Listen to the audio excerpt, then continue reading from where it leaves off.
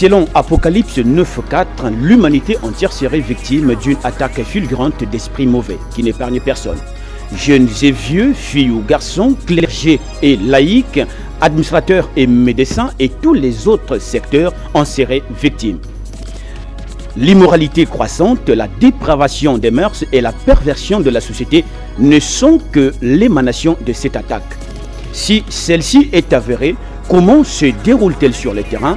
Quelles peuvent en être les causes, les conséquences et comment s'en échapper? Le révérend Francis Tunena répond. Pasteur Francis, bonsoir et bienvenue sur le plateau de l'émission Prophétie. Alors, l'Apocalypse, le livre de l'Apocalypse, je veux dire, c'est un livre plein d'énigmes, plein de mystères. Est-ce que vous pouvez nous replonger dans la prophétie même, Apocalypse 9, verset, je crois, on peut commencer dès le premier verset jusqu'au 4e verset pour en saisir la quintessence. Alors, nous avons ici, l'Apocalypse a toujours été appelé un livre de symboles, mais au travers de ces symboles, Dieu se révèle, il révèle sa parole au travers donc des prophéties. Je vais donc lire ici Apocalypse chapitre 9 à partir du verset 1, on peut aller jusqu'au verset 4. Le 5e ange sonna de la trompette et je vis une étoile qui était tombée du ciel sur la terre. La clé du puits de l'abîme lui fut donnée et elle ouvrit le puits de l'abîme et il monta du puits une fumée comme la fumée d'une grande fournaise et le soleil et l'air furent obscurcis par la fumée du puits. De la fumée sortirent des sauterelles qui se répandirent sur la terre et il leur fut donné un pouvoir comme le pouvoir qu'ont les scorpions de la terre. Il leur fut dit de ne point faire de mal à l'herbe de la terre, ni à aucune verdure, ni à aucun arbre, mais seulement aux hommes qui n'avaient pas le sceau de Dieu sur leur front. Voilà le passage tel qu'il nous est indiqué. Maintenant, déjà à partir de la lecture que nous venons de faire, il y a des choses qui sautent aux yeux. Il nous est dit que le 5e ange sonna de la trompette. On parle de la sonnerie des trompettes. Donc ici, nous sommes dans la période où les coupes et les fléaux, les trompettes sont en train donc de s'abattre sur la terre. Mais entre-temps, il faut noter que les choses de Dieu en général ont toujours un côté physique, matériel, et un côté spirituel. Donc esprit. En d'autres termes, avant que vous ne voyez les choses se réaliser de façon physique, matérielle et concrète, ces choses commencent d'abord par se faire de façon spirituelle, se réaliser de façon spirituelle. Donc nous voyons des gens qui sont touchés par les choses décrites dans ce passage, mais de façon spirituelle d'abord. Pourquoi de façon spirituelle? Ça veut donc dire que cela n'était pas destiné au peuple des nations en particulier, mais c'est quelque chose qui arrive ou frappe la terre au moment où Dieu ne traite plus avec les nations et que l'Église de Christ est déjà partie dans la gloire. Donc Dieu traite maintenant avec Israël. Donc cette période-là, l'Église de Christ n'est pas sur la terre, plutôt dans Apocalypse chapitre 9. Mais entre-temps, sur le plan spirituel, l'Église est encore sur la terre pendant que ces choses commencent à se faire sur le plan spirituel. C'est ça la particularité de ce passage. Maintenant, on nous dit que je vis une étoile qui était tombée du ciel. Qui était tombée du ciel? Ce n'est pas une étoile qui tombait du ciel en ce moment-là, mais qui était tombée du ciel. Donc, c'est au passé. C'est un passé. Cette étoile qui était tombée du ciel, c'était justement Lucifer. C'est lui qui avait lancé une révolte dans la gloire et puis une bataille s'était déclenchée entre Michael et lui. Il n'avait pas été trouvé fort et voilà qu'il avait été précipité, lui et les anges qu'il avait corrompus. Sur la terre. Précipité sur la terre. Voilà l'étoile qui était tombée du ciel. Donc il s'agit ici de Lucifer, de Satan le diable. Il est devenu Satan après la chute. Avant la chute, il était Lucifer, ange de lumière. Maintenant, après la chute, il est devenu Satan le diable. Alors, une fois qu'il a été précipité, il est tombé. Maintenant, on lui donne la clé du puits de l'abîme. En d'autres termes, on lui donne un domaine où il peut vivre. Un lieu qu'il peut contrôler. C'est l'abîme. Et le mot abîme signifie tout simplement un puits qui n'a pas de fond. Et dans la Bible, l'abîme se comprend de deux façons. Il y a d'abord l'abîme en tant que l'océan, en tant qu'océan, mer. La mer, l'océan, on dit que l'océan ou la mer, c'est l'abîme. Mais il y a aussi l'abîme en tant que monde spirituel, c'est ce qu'on appelle encore la 5e dimension, et c'est le domaine où Satan demeure. Et c'est donc une dimension, c'est un monde spirituel dans lequel Satan demeure. Nous autres humains, nous habitons ici dans un monde matériel, le monde physique, contrôlé par 3 dimensions. La lumière, la matière et le temps. La lumière qui nous éclaire, à la fois la lumière physique, la lumière artificielle, je vais dire, mais aussi la lumière, en tout cas tout ce qui est lumière qui nous éclaire. Et vous avez la matière, tout ce qui est matière, à commencer par nous-mêmes, nous sommes matière. Et vous avez le temps. Donc le temps, c'est les secondes, les minutes, les jours, les semaines, les mois, les années, les siècles, ainsi de suite. Voilà le domaine dans lequel nous autres humains nous vivons, et c'est dans ce domaine-là que nous évoluons. Satan, lui, évolue dans un autre domaine qui n'est pas matériel comme le nôtre, qui est spirituel, qu'on appelle donc la 5e dimension et que la Bible appelle l'abîme. Et c'est donc l'autorité dans ce domaine qui lui avait été donnée, symbolisée par une clé qui lui avait été donnée. La clé du puits de l'abîme lui fut remise. Et quand Christ va venir sur la terre, il meurt à la croix de Golgotha. Il va dans le séjour des morts, prêcher aux âmes qui ne s'étaient pas repenties à l'époque où la patience de Dieu se prolongeait au temps de Noé. Christ avait donc été obligé de reprendre les clés entre les mains de Satan pour libérer les enfants de Dieu qui croyaient en lui, qui croyaient en Jéhovah à l'époque de l'Ancien Testament et qui étaient morts et qui tous étaient partis dans le séjour des morts. Donc il reprend les clés, il ouvre donc l'abîme pour libérer ces gens-là. C'est pourquoi dans le livre de Matthieu chapitre 27, il est écrit que lorsque Jésus-Christ est ressuscité, les saints apparaissaient avec lui dans la ville de Jérusalem. Quels saints? Ceux qui étaient contrôlés par le diable dans le séjour des morts. Donc dans l'abîme, parce que l'abîme est constitué de plusieurs autres parties. Disons-le encore pour rendre les choses plus claires. Quand vous entrez donc dans l'abîme, il y a une première partie qu'on appelle le séjour des morts, qu'on appelle encore le tombeau ou le Hadès. Il y a une deuxième partie qu'on appelle la région de démons.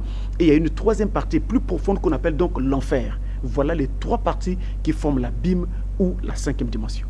Alors, puisque l'abîme n'est que spirituel, Pasteur Francis, comment expliquez-vous que de simples sauterelles mentionnées donc dans cette prophétie, que l'homme peut éradiquer même de la terre par ses inventions chimiques, l'attaque et le tourmente? Alors, déjà quand nous arrivons à saisir que l'ange qui était tombé du ciel, c'est bien Satan, et vous savez avec moi que Satan est esprit, donc c'est spirituel. Alors comprenez aussi que les sauterelles dont il est question dans ce chapitre 9 du livre de l'Apocalypse ne sont pas des sauterelles physiques, mais il s'agit bel et bien ici des esprits, mais que Dieu donc a imagé par des sauterelles. Donc il s'agit des esprits. En d'autres termes, il s'agit des démons.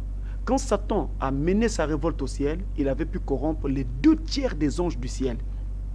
Et quand il a été battu dans la bataille qui s'était déroulée au ciel, il a été précipité. Pas seulement lui-même, mais il a été précipité avec tous les anges qu'il avait corrompus. Les 2/3 qu'il avait corrompus. Donc les 2/3 des anges. Ce sont ces 2/3 d'anges-là qui sont ici représentés sous la forme de sauterelles.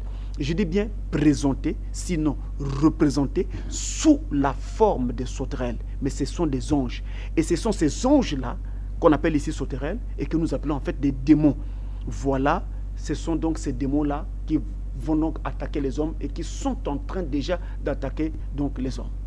Donc, le monde spirituel qui est l'abîme dans lequel règne Satan et ses démons ont une influence sur le monde dans lequel nous habitons, le monde matériel. Affirmatif. Nous autres humains, j'ai dit que nous habitons dans ces trois dimensions-là, la lumière, la matière et le temps. Exact. Mais entre-temps, nous sommes en quelque sorte coincés dans un canal. Les trois dimensions dans lesquelles nous vivons sont comme un canal. C'est pourquoi David, dans les Psaumes, au chapitre 23, dit « L'Éternel est mon berger, je ne manquerai de rien. Il me dirige dans de verts pâturages. Même quand je marche dans la vallée de l'ombre de la mort, je ne crains aucun mal. » Vous voyez, il parle de la vallée de l'ombre de la mort. Et nous retrouvons également cela dans les écrits d'un grand homme de Dieu de l'histoire qu'on appelait John Bunyan, qui a écrit un livre intitulé « Le voyage du pèlerin », où il est longuement revenu tout au long de son livre sur cette vallée de l'ombre de la mort dans laquelle donc nous habitons. Alors, la vallée de l'ombre de la mort, c'est la terre sur laquelle nous vivons. Et cette terre sur laquelle nous habitons, eh bien, est gouvernée ou alors sinon est confinée dans trois dimensions. La lumière, la matière et le temps. Et donc, elle se trouve comme dans un canal, coincée entre deux mondes. Le monde d'en bas et le monde d'en haut. Le monde d'en haut, on appelle encore le monde supérieur. Et le monde d'en bas, qu'on appelle encore le monde inférieur. Ces deux mondes-là, monde d'en bas et monde d'en haut, représentent ce qu'on appelle le monde invisible parce qu'ils sont spirituels. Le monde d'en haut, c'est donc le domaine de Dieu. Et dans ce monde-là, nous avons deux dimensions particulières. La 6e, qu'on appelle encore le ciel ou le paradis. Et la 7e dimension, qu'on appelle encore le 3e ciel, sinon le trône de Dieu. Et c'est en fait ça, le ciel même à proprement parler. Donc on va dire le ciel, on va dire, qu'est-ce que je vais dire? On va dire les cieux des cieux. Voilà comment est-ce qu'on pourrait peut-être appeler cela. Et vous avez le monde d'en bas qui est donc justement l'abîme. Alors l'homme est confiné. La terre est confinée entre ces deux mondes-là et reçoit donc les influences et d'en haut et d'en bas. Alors, Pasteur Francis, puisqu'il s'agit, il est question donc dans cette prophétie d'une attaque d'esprits mauvais qui tourmentent l'homme. Comment agissent-ils ces esprits pour rendre la prophétie manifeste et quelle est l'ampleur de cette attaque? Alors, comme nous avons déjà compris que ces sauterelles représentent non pas des sauterelles physiques, mais il s'agit des démons, des esprits. Exact. Alors, ces esprits des démons agissent par le moyen de la séduction. Ils possèdent les hommes par les moyens de la séduction. En d'autres termes, ils passent par la pensée de l'homme pour lui suggérer des choses, pour lui pousser à faire des choses. Et une fois que l'homme a mordu à la part, alors il agit d'après l'injonction qui lui est venue. Et dès qu'il agit ainsi, il se retrouve prisonnier d'un esprit. Et cet esprit, une fois qu'il est entré dans cette personne, va appeler un autre esprit. Ils seront deux. Celui qui vient d'arriver appelle encore un autre qui travaille en collaboration avec lui. Ils seront trois. Et ainsi de suite, la chaîne se poursuivant, on arrive parfois à une légion de démons dans un seul être humain. C'est ce qui, par exemple, était arrivé à l'époque avec Hitler. Hitler, quand il parlait, les gens pouvaient rentrer en transe. Il avait près de 200 000 démons dans sa seule personne. C'était terrible. C'est pourquoi, d'ailleurs, il a pu faire ce qu'il a fait. Et ce que je dis, je le tiens de l'histoire et des prophètes qui ont parlé sur la question d'Hitler. Donc, vous voyez que on peut donc aller très loin avec ces choses-là. Et maintenant, ces actes posés par ces démons, quand ils ont finalement fini par saisir et posséder une personne, on va alors parler d'une possession démoniaque. Donc Satan possède les gens et cette possession contrôlant les gens, alors les gens vivent sous une obsession donnée selon l'esprit qui les a donc pris sous contrôle. C'est comme ça que vous voyez quelqu'un qui rentre dans la prostitution mais qui n'arrive pas à arrêter. Il veut bien arrêter. Quand on le conseille, quand on lui parle, il comprend mais il n'arrive pas à arrêter. Là, c'est maintenant une possession et l'homme vit dans une obsession. Il est obsédé, il est possédé, il est complètement influencé. Et on va même aller jusqu'à dire qu'il est complètement envoûté. Complètement envoûté, Pasteur Francis. Il faut en ce moment-là particulariser qui est ce qui est attaqué. Est-ce qu'il y a une exception à cette attaque? Satan n'accepte personne. Tout être de chair créé par Dieu et qui est donc censé prier Dieu, se tourner vers Dieu, parce que c'est ça même l'essence des choses. Dieu nous a établis, il nous a créés pour que nous puissions l'adorer.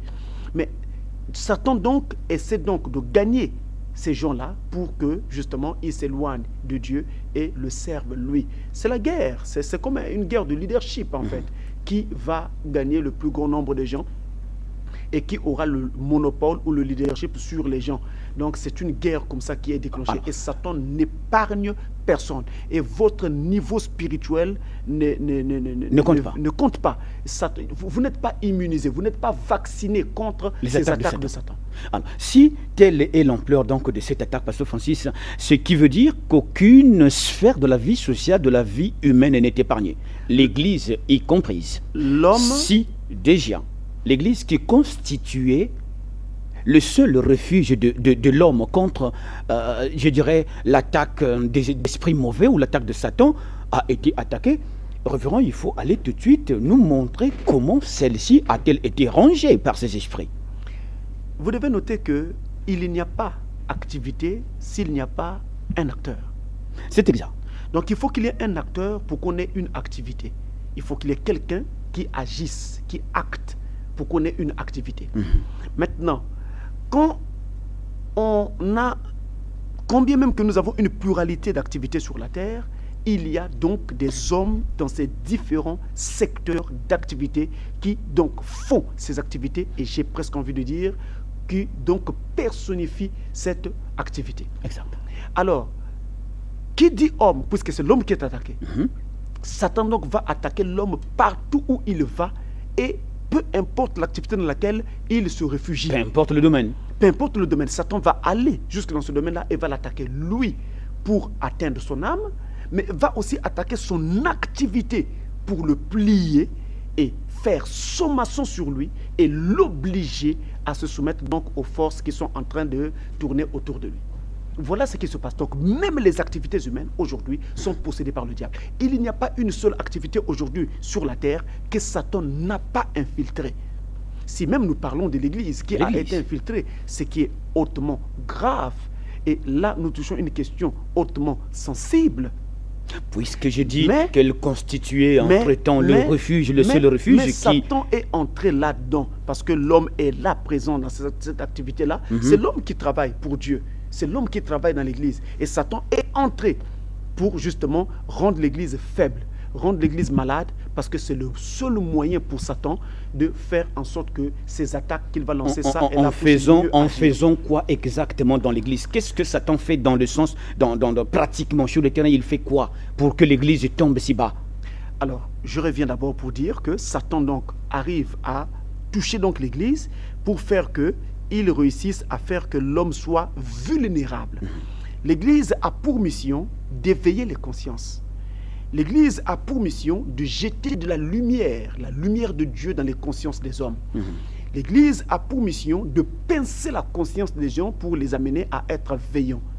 Maintenant, Satan, en atteignant l'Église, a donc pour mission de faire que l'Église soit alors incapable de jeter cette lumière à nouveau dans les gens. Alors, comment il faut faire?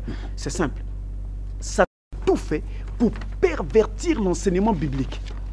Il pervertit l'enseignement au sein de l'Église. Il s'arrange à installer du haut des chairs des églises des pasteurs qui n'ont rien à voir avec Dieu, qui sont plutôt satanistes, qui sont peut-être des politiques, qui sont peut-être ceci ou cela. En fait, ils n'ont rien à voir avec Dieu. Satan les installe du haut de la chair. Parce que Satan sait qu'avec ces hommes qui n'ont rien à voir avec Dieu, il sera très facile de les manipuler et donc de les orienter dans le sens de ce qu'il veut, particulièrement dans la perversion de la parole, de l'œuvre de Dieu. Et une fois la parole pervertie, la prétendue lumière, je dis alors prétendue, que l'Église va alors jeter dans les consciences des gens, n'en sera plus une.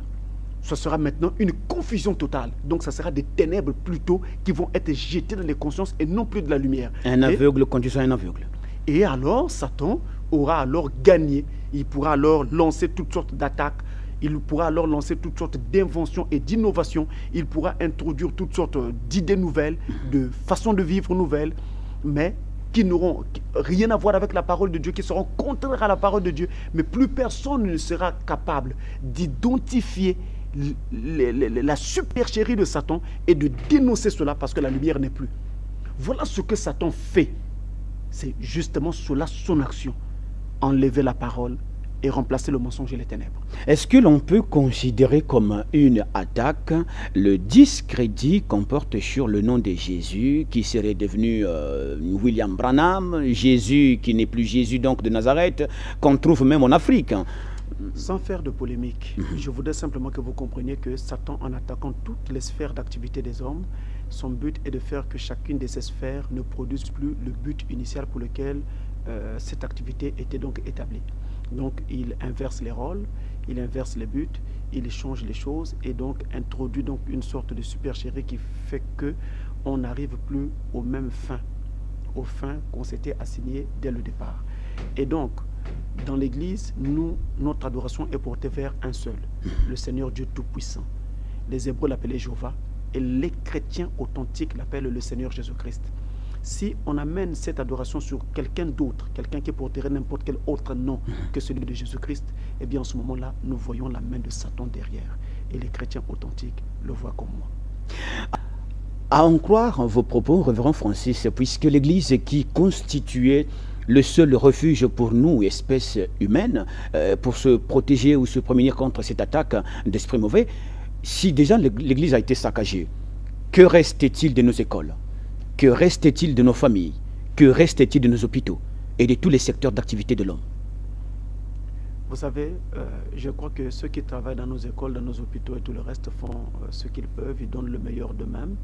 Mais nous sommes dans un temps qui est un temps critique, un temps où la prophétie est en train de s'accomplir fort malheureusement. Et nous ne pouvons pas lutter contre l'accomplissement de la prophétie. Malheureusement. La prophétie doit s'accomplir. Et elle est en train de s'accomplir. C'est ainsi que nous assistons par exemple à ce qu'on appelle les NST, c'est-à-dire les notes sexuellement transmissibles. Un élève n'a rien mérité, mais pour simplement avoir accepté de sortir avec son professeur, on lui attribue une note. Celui qui aurait mérité n'a rien. Une note inférieure à celui qui a tout simplement vendu son corps. Donc, quelque part, c'est cause de frustration. Vous avez également des trucs, des choses du genre où non seulement on vend les notes, mais on vend aussi les passages en classe supérieure et ainsi de suite. Vous voyez que même la conscience de l'élève lui-même et même la conscience du parent ne sont plus du tout pincées. Parce que c'est le papa lui-même qui va aller négocier le passage en classe supérieure de son enfant. Combien même qu'il sait que son enfant n'a pas mérité le passage en classe supérieure. Il paye pour que son enfant soit placé dans une autre classe. Alors c'est là où la responsabilité chrétienne, la responsabilité des églises est vraiment grande. Parce que la délinquance juvénile commence par la délinquance sénile. Ce sont d'abord les parents qui sont devenus délinquants. Voilà pourquoi aujourd'hui on assiste à une grande et grave délinquance des enfants. Donc nous devons commencer par conscientiser les parents afin que les enfants soient ensuite conscientisés par les mêmes parents. Parce que l'enfant dehors n'est rien d'autre que le reflet de ce qu'il est à l'intérieur, donc de sa maison. Et donc entendez par là de sa famille, de ses parents. Alors c'est vraiment important. Il faut que le père puisse accepter l'échec de son enfant. L'enfant a échoué, il a échoué. Vous devez le laisser répondre la classe, parce qu'une fois qu'il aura repris la classe, il saura que dans la vie, la voie de la facilité n'est pas la bonne. Il faut combattre, il faut se battre pour arriver à gagner ce que l'on veut avoir dans la vie. Donc l'enfant doit travailler, il doit étudier. Nous devons apprendre cela à l'enfant, mais pas lui donner de la facilité comme ça. Parce que si vous achetez le passage en classe supérieure de votre enfant, l'année que l'enfant va encore passer là sera une année ratée, parce que l'enfant se dira, même si j'échoue, mon père achètera. Papa est là. Mon père achètera mon passage, mon père achètera mon examen. Mais ce n'est pas cela. Parce que même si on achetait tout, prenons le cas où on achetait tout, et que maintenant vous êtes dans la sphère d'activité, vous travaillez, qu'est-ce que vous allez donner sur le terrain? Parce que sur le terrain, on va vous dire, vous êtes ingénieur, vous êtes ceci, vous êtes cela, vous avez un master, vous avez ceci. Maintenant, exprimez-vous sur le terrain, construisez-nous un pont. C'est vous qui devez faire les calculs. C'est vous qui devez travailler sur le terrain. Alors en ce moment-là, il n'y a plus de notes à acheter, il n'y a plus rien. Vous allez donner l'argent à qui? C'est vous. Nous voulons vous voir sur le terrain. Et je voudrais aussi dire que même s'il y a une prophétie qui était annoncée que les temps seraient mauvais, partout on aurait un envahissement des esprits mauvais, ça ne veut pas dire que l'Afrique doit porter seule le fardeau. Non. Nous devons continuer à conscientiser les consciences. Alors, s'il faut déjà continuer à conscientiser les consciences, Pasteur Francis, dans nos familles, vous l'avez dit, que nos maisons seraient normalement le départ de toutes choses. Comment faire et comment s'y apprendre pour conscientiser nos enfants dans nos maisons? Qu'est-ce qu'il faut leur donner? Vous savez, je me rappelle de l'histoire du pays d'Égypte où Israël, juste avant sa sortie, Dieu leur avait demandé de mettre du sang sur le linteau des portes. Et que quand l'ange de la mort passerait, il verrait le sang, alors il passerait par-dessus eux. Il saurait que les gens qui sont dans cette maison sont sous l'alliance parce que je vois le sang sur la porte. Le sang sur la porte indique que tous ceux qui sont dans cette maison sont sous l'alliance. Je répète, le sang sur la porte indiquerait que tous ceux qui sont dans cette maison sont sous l'alliance. En d'autres termes, aujourd'hui donc dans nos maisons, on doit introduire Christ, la parole. Une fois que la parole de Dieu a été introduite dans cette maison, alors on doit veiller à ce que la parole de Dieu soit vécue et appliquée dans cette maison. Prière en famille, le matin avant de sortir, le soir avant de dormir, prière avant de manger, lecture biblique dans la maison au moins une fois par jour, et toutes ces choses-là feront que le foyer tienne bon et que le foyer garde la parole de Dieu. Et quand les enfants sont à l'extérieur, ils se rappellent de quel côté ils sont. Ils se rappellent qu'ils sont chrétiens. Alors ils auront à respecter autrui, ils auront à respecter le bien d'autrui, ils auront à respecter l'autorité établie. ils auront à respecter même leurs professeurs en classe, ils auront à respecter même leurs petits camarades, parce que même si vous avez le même âge, nous nous devons du respect réciproquement. Donc, vous voyez que c'est important. C'est donc le sang de Jésus-Christ dans la maison. La parole de Dieu dans la maison, c'est le sang de Christ dans la maison. Et ces démons-là qui sont tentés de courir ça et là, gagnant peuple après peuple, famille après famille, famille après famille, ville après ville, maison après maison et tout le reste, ces démons-là n'arriveront pas à toucher votre maison parce que vous serez à l'abri sous le sang du Seigneur Jésus-Christ. Je veux dire, la parole de Dieu. Est-ce que vous pensez vraiment que cette parole n'est-elle pas déjà trouvable dans les maisons, Pasteur Francis? Parce que remarquez, nous sommes ici au Congo, à Pointe-Noire, et chaque dimanche, nous voyons comment le peuple déferle les rues pour aller à l'église. Je crois que là où vous avez raison, c'est plutôt sous le rapport que dans les maisons, nous pouvons quand même entendre le nom de Dieu être prononcé, et que donc la religion est présente dans les maisons. Je suis d'accord avec vous. Si nous voulons dire que la religion est présente dans les maisons, je suis d'accord, parce que la plupart des chrétiens, la plupart des Congolais, je voulais dire, parlent de Christ, parlent de Dieu. En tout cas, d'une façon ou d'une autre, on parle. Mais entre-temps, quant au christianisme véritable, le christianisme le vrai, je peux vous garantir qu'on ne peut pas le trouver dans toutes les maisons. Il faut la parole, la vraie, pour avoir le christianisme, le vrai. La parole, la vraie, le christianisme ou l'authentique christianisme. Où est-ce qu'il commence et où est-ce qu'il s'achève? Parce que tous ceux qui vont à l'église, Bible à la main, se contentent de la lire, le peu qu'ils peuvent, Pasteur Francis. Fort malheureusement. Et c'est cette Bible, à mon avis, vous et moi, je crois, que vous partagez que c'est ça la parole de Dieu, de la Genèse à l'Apocalypse. Fort malheureusement, la Bible que nous tenons entre les mains, quand nous arrivons à l'église et qu'on nous a prêché, nous ne prenons pas le temps de vérifier si ce qui nous a été dit se trouve dans la parole. C'est ainsi qu'aujourd'hui, on assiste à des choses du genre, des églises qui sont devenues en quelque sorte des esclaves des pasteurs. Le pasteur arrive et dit, construisez-moi une maison. Le pasteur arrive et dit, achetez-moi une voiture. Et les églises, malheureusement, esclaves du pasteur. Donc, les brebis sont devenues la banque de ce pasteur, quoi. Et il vient, il puise là-bas, il va construire sa maison, il fait là-bas. Non, ça ne devrait pas être comme ça. Les libéralités, c'est Paul qui les enseigne, le révérend Francis. La libéralité n'a rien à voir avec une demande qui est faite comme ça, même sous un ton où c'est une injonction que l'on donne. Ce n'est pas exactement la même chose. Donc je voudrais simplement dire que les brebis ont des charges. Ils doivent payer leurs dîmes, apporter leurs offrandes. Dieu l'a dit, nous convenons. Mais on ne doit pas aller au-delà, parce qu'au-delà, nous sortons de la Bible. Donc, en gros, je veux dire qu'il est important que la Bible que nous tenons, nous puissions regarder toujours à l'intérieur pour voir si tout ce qu'on nous enseigne est écrit là-dedans ou pas. Tout ce qu'on nous demande de faire est écrit là-dedans ou pas. Vous arrivez dans un milieu, on vous dit que non, vous voulez avoir la joie, alors riez. Riez, sans raison comme ça, riez seulement. On vous force, on vous demande de rire. C'est écrit où dans la parole de Dieu. Vous devez parler en langue, on vous apprend. Non, commencez seulement à bricoler n'importe quoi et puis vous allez voir que vous allez commencer à parler. C'est écrit où dans la parole de Dieu. Donc vous comprenez que c'est vraiment une chose très très sérieuse. Il ne suffit pas de tenir la Bible en main. Il ne suffit pas de se tenir du haut de la chair avec une Bible à la main pour dire que vous êtes devenu serviteur de Dieu. Mais le féticheur fait quoi? Vous arrivez chez un féticheur, vous trouverez aussi des Bibles là-bas. Donc le problème, ce n'est pas celui qui tient une guitare qui est forcément un musicien. Mais c'est celui qui sait jouer de la guitare qui est un musicien. Jouez-nous de la guitare. Nous entendrons le rythme que vous allez jouer. Nous écouterons la symphonie et nous saurons si vous êtes un artiste professionnel ou pas, si vous êtes un amateur ou pas, ou si peut-être même vous n'êtes rien du tout. Ni un amateur, ni un professionnel. On ne vous range nulle part. Vous comprenez? Jouez-nous de la symphonie. Prêchez-nous la Bible. Prêchez-nous la parole.